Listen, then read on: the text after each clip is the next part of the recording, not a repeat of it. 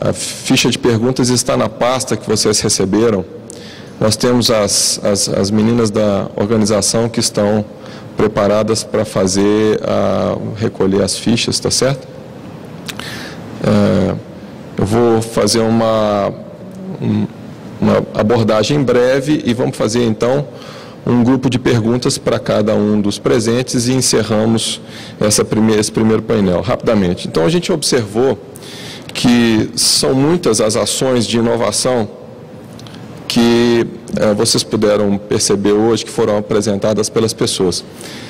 Nós vimos que o Policarpo falou que nós estamos muito bem na produção de conhecimento, na nossa academia, produção de paper, precisamos melhorar na parte de como transformar isso em inovação nas empresas, mas nós temos um grupo crescente que vem sendo formado dia a dia nas nossas universidades, de mestres, de doutores, de pesquisadores de altíssimo nível, e isso tem sido demonstrado através dos índices de produção de conhecimento científico que está sendo realizado aqui em Minas Gerais.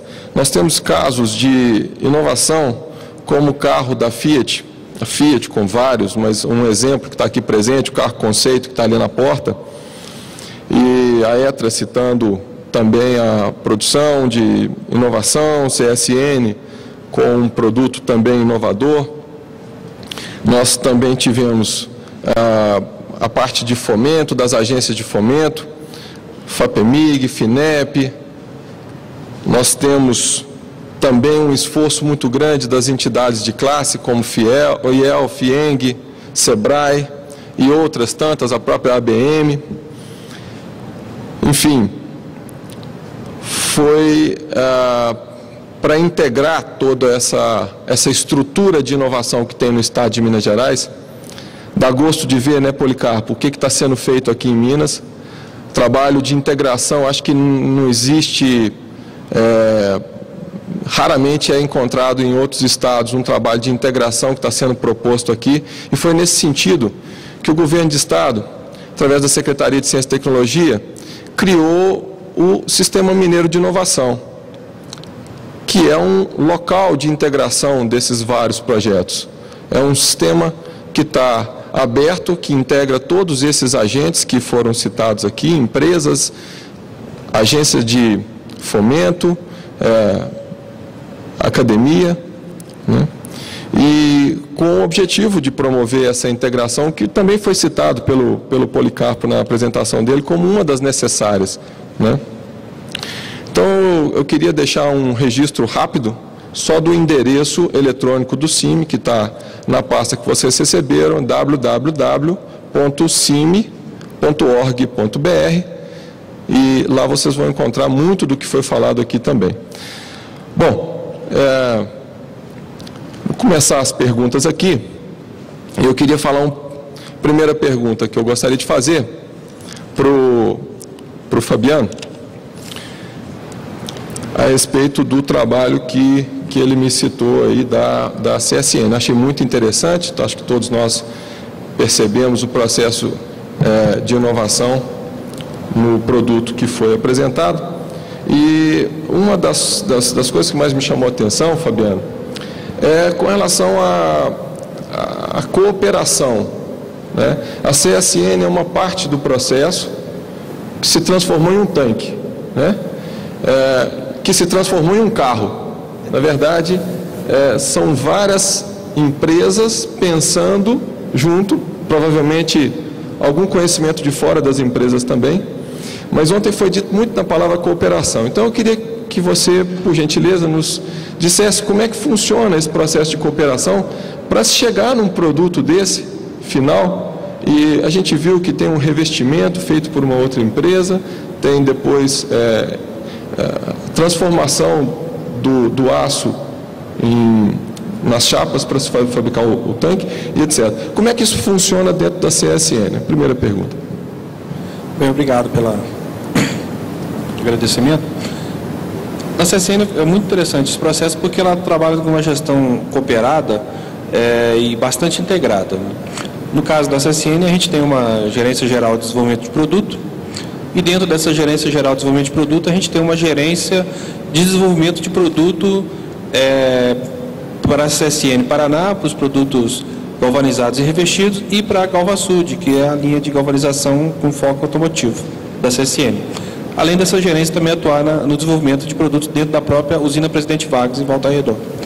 Com isso, esse modelo de gestão, ele gerou uma cooperação muito grande entre diversas unidades Fabril, dentro e fora da CSN, como também essa integração. Então, esse desenvolvimento ele é feito, né, no Centro de Pesquisa da CSN, em Volta Redonda, em cooperação, né, com os clientes, em cooperação com as empresas parceiras, e essa gerência de desenvolvimento de produto faz toda a integração dentro da usina Presidente Vargas, que fica em Volta Redonda, a galvanização deste produto, que fica em Porto Real, na GalvaSud, e o revestimento organometálico, que é feito na unidade da CSN Paraná, lá em Araucária. Então, esse modelo que a gente trabalha, né, de gestão corporativa propicia essa cooperação e essa integração de uma maneira mais fácil e mais ágil, porque você tem isso tudo centralizado numa única gerência de desenvolvimento. Muito obrigado. Tem um complemento da pergunta aqui para você, e aí eu passo para os outros, né? É uma pergunta do Gilberto. Como se comporta a evolução da oxidação nos pontos de solda no material pré-tratado? Ela é feita pelo Gilberto Power Coat. Desculpe se eu não fizer uma leitura muito clara, porque está escrita à mão aqui, às vezes a gente não consegue perceber. Pode complementar, por gentileza? Internamente, o processo de solda não vai ter a corrosão. Externamente, a gente tem a aplicação, após o processo de soldagem, de um reparo da tinta, conhecido como W46, que foi desenvolvido pela própria Magni, que é a fornecedora da tinta organometálica. Então, o sistema ele já contempla essas duas partes, né? Tanto o revestimento organometálico, e aonde faz a solda, você tem esse reparo, né? Uma pequena camada que se faz o reparo da junta soldada com esse revestimento W46. E com isso, nos testes mostraram que a gente não tem problema de integridade estrutural nem em relação à corrosão do lado de dentro, interno, ou do lado de fora, o lado externo do tanque. Obrigado, Fabiano. Tem uma pergunta também do Francisco José, trata de corrosão. Eu vou te colocar depois e as pessoas podem interagir mais detalhadamente, posteriormente, através do e-mail. Então, eu queria passar rapidamente para o Marley. Marley, duas perguntas. A primeira, eu pude observar que não posso deixar de comentar que inovação tem que andar sempre de braços dados com a sustentabilidade. E eu percebi, pelo menos eu pude perceber, que nesse projeto de vocês há uma preocupação com relação à sustentabilidade. Você citou casos comparativos e citou também a reciclagem do material. E essa é a primeira pergunta: como é que a ETRA enxerga a sustentabilidade nos seus projetos, se isso é relevante na hora de tomar uma decisão de um projeto de inovação. E uma pergunta um pouco mais técnica, feita pelo Emílio, da Ergon, o lado econômico da adoção da nova pintura, se é adotado também em outros países. Então, sustentabilidade e a viabilidade econômica, e se já é adotado em outros países. Um minuto para poder responder, por favor. Bom, em relação à sustentabilidade, quando a ETRA buscou um outro produto que fosse o substituto do chumbado, que hoje é proibido, e para o estanhado, nós estávamos procurando inicialmente desenvolvimento de tanque em material em aço inoxidável, e fomos nos deparar posteriormente com o material organometálico. Isso em relação a custo. Por que hoje na Califórnia todas as plataformas que estão sendo homologadas para o PISEV, os tanques são em aço? Não é por questão de estética, não é por questão... É claro que, obviamente, tecnicamente, em relação a emissões, mas o ponto crucial é o custo. É porque é mais barato um tanque em aço do que um tanque multicamadas. Então, quando a ETRA buscou uma parceria com a CSN, com a própria Usiminas, para o desenvolvimento de material pré-pintado, ela estava vendo a questão de sustentabilidade para a cadeia. Então, por exemplo, com relação à Fiat, a ETRA ela não adquire a chapa da Usiminas. Essa chapa é adquirida pela própria Fiat. Então, valia a pena se migrar por estar inovando e buscando a sustentabilidade da cadeia, porque a ETRA ela entra com a tecnologia e com a matéria e com a montagem. Nós não ganhamos com relação ao material, apesar da migração do estanhado para o organometálico trazer uma redução de custo de 25% em termos de matéria-prima. E a segunda pergunta da Ergon... da utilização em outros países, você citou? Sim. Materiais organometálicos já vêm sendo utilizados nos Estados Unidos há aproximadamente 25 anos. Esse material especificamente, o A36 da Magni, ele atualmente é grande, ele é fortemente utilizado pela Ford em Detroit. Existe uma produção de aproximadamente 10 mil veículos dia com material pré-pintado. Também é utilizado no México e Canadá, ou seja, nas Américas, ele é fortemente difundido. Japão e Europa ainda não. Muito obrigado, Marley. Pois não. Vou passar agora a pergunta para o Alexandre, que nos deu uma brilhante apresentação sobre a estrutura de projetos da área de inovação. Alexandre, a gente percebeu que há uma necessidade muito clara de fazer gestão de inovação nas empresas com mais competência, e percebemos também que isso deve ser uma preocupação de todas as empresas, não só das grandes, mas apenas daquelas que querem sobreviver, né, Alexandre? Mas a minha pergunta, e você também citou na sua apresentação, que não faltam recursos, pelo menos nesse momento que estamos vivendo do país, da economia, etc., não faltam recursos para investir, falta muitas vezes conhecimento.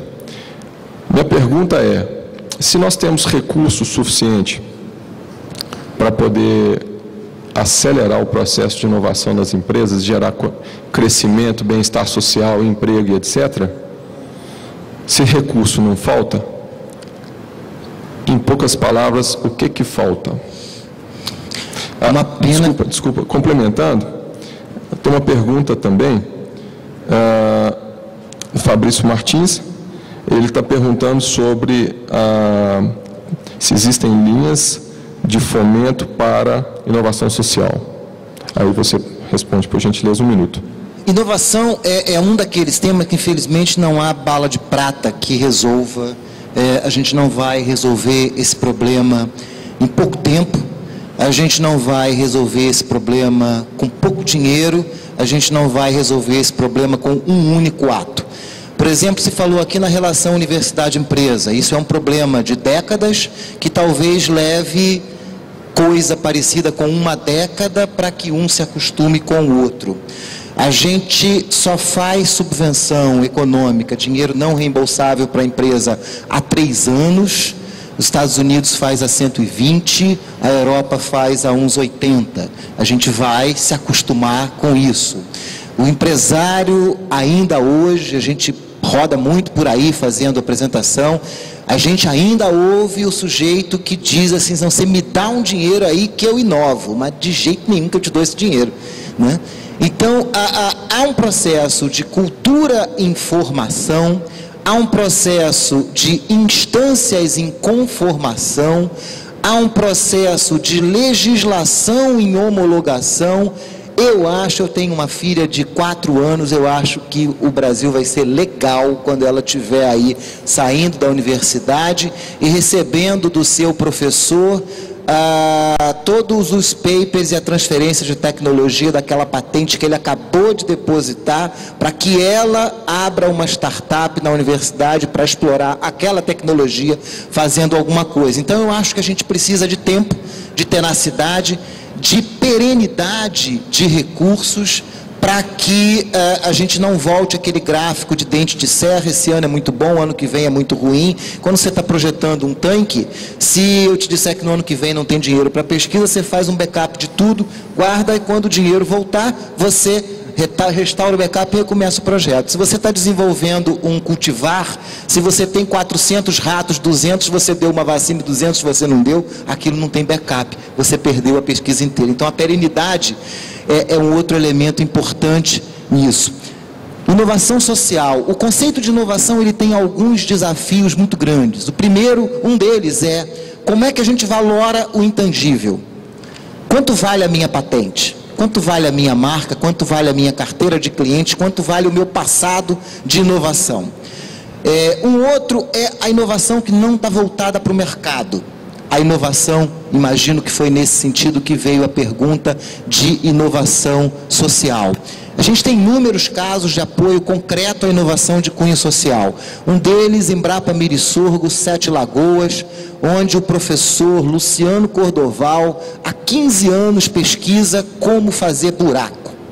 No fundo, o que ele faz é um buraco, só que um buraco cheio de técnica, cheio de ciência, onde esse projeto se chama Barraginha, vencedor do Prêmio FINEP de 2006, categoria Tecnologia Social credenciada pela Fundação Banco do Brasil, onde ele pega uma encosta que a chuva batia e levava todo o nutriente e ainda assoreava o rio lá embaixo, e ele vai cavando buracos cada vez menores ao longo disso. Então a água vai sendo represada, ela não leva o nutriente, não assoreia o rio e vai formando bolhas úmidas, onde o sujeito consegue plantar ali depois do período da seca. A inovação social está no radar de praticamente todos os agentes que estão operando o recurso no Brasil. Uma frase sobre gestão da inovação: qualquer empresa hoje faz gestão de RH, gestão de caixa, gestão de estoque, gestão de cobrança. Por quê? Porque ela gerencia os seus bens para poder tomar a melhor decisão de custo-benefício sobre eles. Vale a pena comprar mais matéria-prima ou não? Vale a pena contratar mais pessoal ou não? Vale a pena pegar dinheiro no banco ou o caixa está bom? Inovação é a mesma coisa. Você valora e gerencia exatamente para tomar decisões acertadas. Desenvolvo ou esqueço porque esse trem já passou? Começa uma pesquisa ou compra aquela empresa que já desenvolveu? É isso. Você faz a inovação, é um ativo, como o outro qualquer dentro da empresa. Muito obrigado pela apresentação. Bom, Policarpo,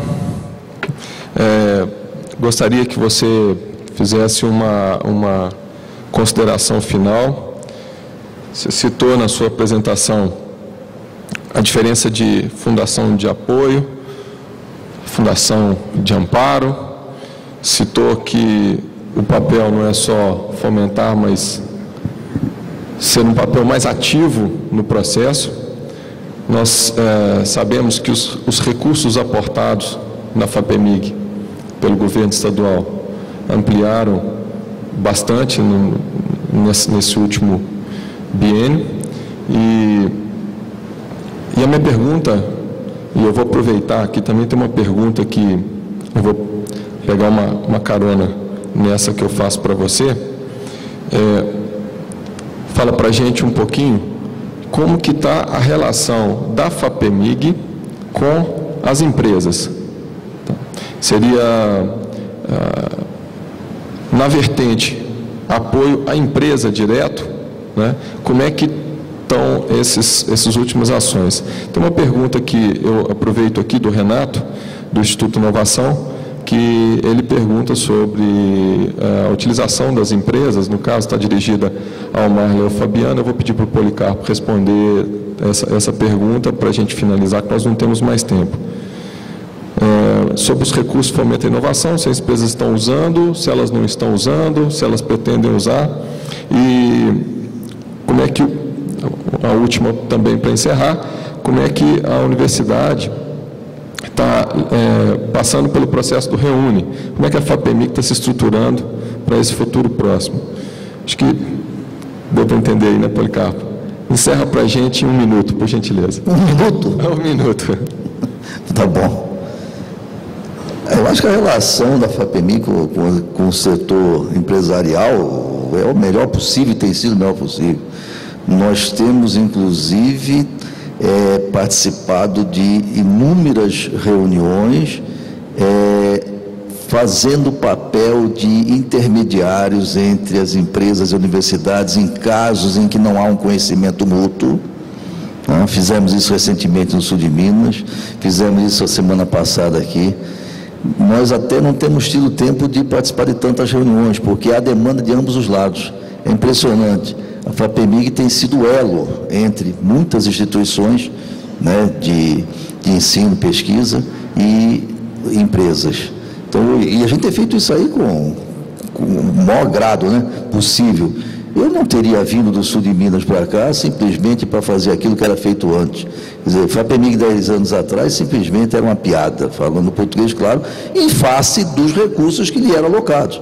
O que você falou que melhorou de recursos, na verdade, era um dever que sempre houve, porque o 1% constitucional sempre estava na lei. Estava lá, escrito, só que nunca foi cumprido. Tem sido cumprido nesse atual governo. Com esse 1%, realmente nós pudemos fazer inúmeras coisas que não se fazia, inclusive poder trabalhar realmente nessa questão da inovação. Isso foi uma das coisas que até me trouxe para cá, porque já se fazia bem ciência, e a prova está aí, em termos de país, né? Ciência já se faz bem, mas essa parte de inovação a gente não está fazendo. Então, tem que poder fazer sim, só que eu acho que aí tem muito também de pessoas. O nosso diretor de gestão, que foi secretário de Estado, né, ele tem muito essa visão também. Na verdade, a Lei Mineira de Inovação começa a nascer quando ele estava na secretaria, né? Então ele tem, né, a menina dos olhos dele. E eu sempre, pela instituição onde me formei, né, sempre tive essa interação muito grande com a empresa. Né? Durante 2 décadas e meia, pelo menos, eu era acusado de ser mais cabeça de empresário do que de professor, mas eu nunca liguei para isso. Isso tem ajudado muito, e nós temos feito isso com grande prazer. Interagir, ir nas empresas, trocar ideias, visitando a direção das empresas mesmo.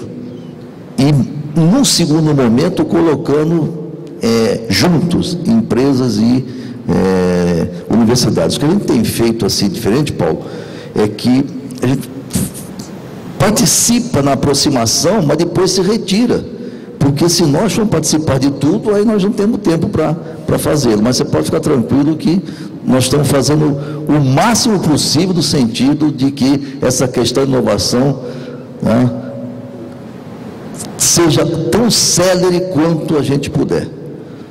Essa questão de esperar talvez a filha do Alexandre formar na universidade é uma meta, mas se a gente puder fazer isso um pouquinho antes, acelerar um pouquinho, né? Vai ficar mais satisfeito. Agora, não tenha dúvida que a FAPEMIG, por isso que eu falei, ia dar muito mais uma mensagem da direção do que qualquer outra coisa. Nós queremos fazer isso, nós vamos apoiar, nós estamos abertos, mande ideias, aquilo que eu disse antes, só não se faz e não se fez nesse último momento aquilo que for comprovadamente legal ou que não se pensou. Se alguém tiver alguma ideia de algum programa, mande para nós estamos lá, vamos trocar ideia. Seja de empresa, seja da universidade, e nós queremos deixar esses dois cada vez mais juntos. Muito obrigado, Policarpo, muito obrigado aos presentes pela palestra. Eu queria encerrar essa primeira parte, convidando os senhores para um coffee break. Nós acabamos avançando um pouquinho no horário. Queria pedir um certo rigor no coffee break, de 15 minutos, e retornar para a segunda parte do painel. Muito obrigado.